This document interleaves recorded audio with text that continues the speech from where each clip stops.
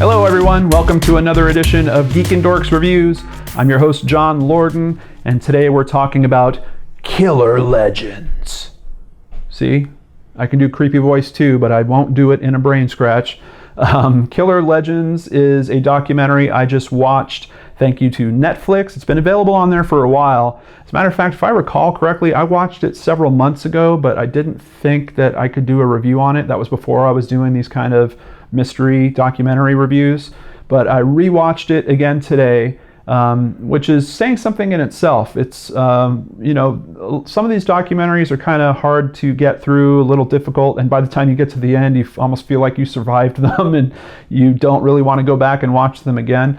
This one has this weird element of fun to it, and I think it comes from it having a very good premise. So let me tell you what that premise is. This is from IMDB.com. Delving into our collective nightmares, this horror documentary investigates the origins of our most terrifying urban legends and the true stories that may have inspired them. Sound interesting? Definitely true. It's a very good premise because they're urban legends. There's a few that you will likely have been familiar with, some others that maybe you won't be as familiar with, but that's part of the fun as you watch these two investigators kind of track down the origins of these stories and try to figure out where they started. It's directed by Joshua Zeman. I believe that's how you say his last name. It might be Zeman. I think it's Zeman. He is also the writer on this, and I believe he is the main investigator. I didn't double check that, but I think he's the main investigator in this.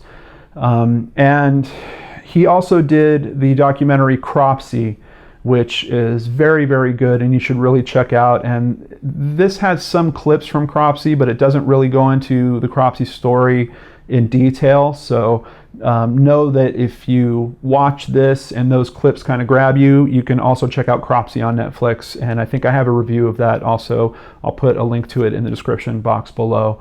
But I like the format of this. At first, Joshua, when he's narrating, seems to do a little bit of that creepy voice thing that I was doing at the start of this video, and I get this weird reaction whenever I hear that, and it sucks because there's a lot of content being created on YouTube right now that uses that. I think that's where I get that kind of cringe reaction to it, but luckily it's only in his voiceover segments. And what strikes me is when he's talking to experts or other researchers and they're talking about these cases in a normal voice, it's a bit scarier because the things that they're saying are what are scaring you, not how they're saying them. It's not, they don't have to creep you out by putting on some kind of weird voice, because the things they're talking about are truly terrifying in their own.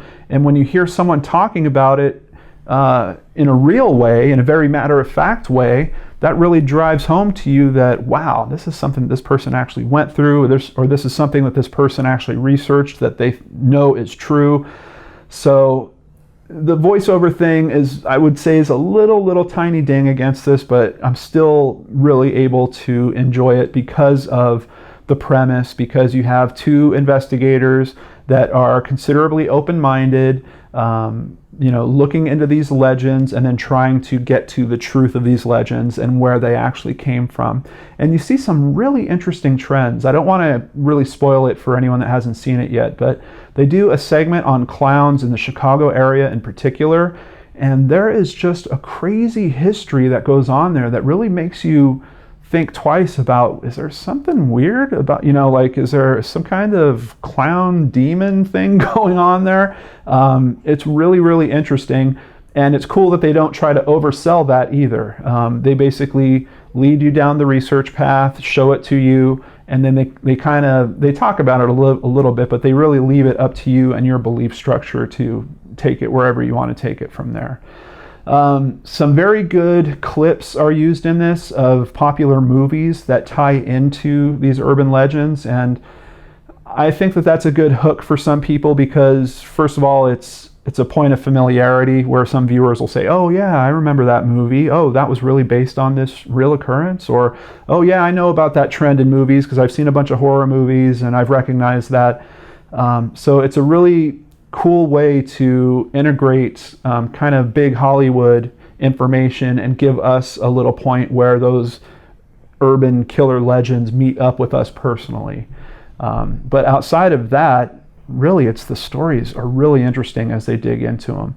And some of these stories are a bit older. Some of them take place in the 40s and 50s, which, you know, personally, I've done a few brain scratches looking into those time frames, and it is sometimes very, very tough to do research on those time frames, particularly if you're doing it virtually like me. And that's a place where this documentary also shines, because they're essentially doing a road trip. They're driving to these places. They're going to the local libraries. They're talking to residents that lived there during the time. They're pulling up old newspaper articles. They're doing some real, true, traditional investigation into these topics, which is really, really cool and yields some pretty interesting results. But once again, I'm not going to spoil it for you. You're going to have to check it out yourself. If you are into Brain Scratch, I am certain you will enjoy checking out Killer Legends. I think it's not terribly graphic. I was kind of surprised that they said horror documentary in the plot description for it. There are a few pictures of deceased people that might be slightly disturbing, but they're not extremely graphic. There is some clips from some of the Hollywood movies that maybe have some stage blood in them, but once again, nothing very serious in terms of it being graphic. So it's pretty tame. You know, if you have some teenagers, I feel like they would probably be able to watch it and probably enjoy it. I mean, especially when you look at horror films in general. I know for me personally, I was a huge Nightmare on Elm Street fan when I was about 13 or so. I mean, I literally had Freddy Krueger pictures all over my closet door, and I had posters all over the place. And I'm really surprised my parents didn't try to get me some kind of help or wonder about that. But hey, I came out fine. Anyway, if it sounds interesting to you, please check out Killer Legends. Right now on IMDb, it rates a 6.4 out of 10.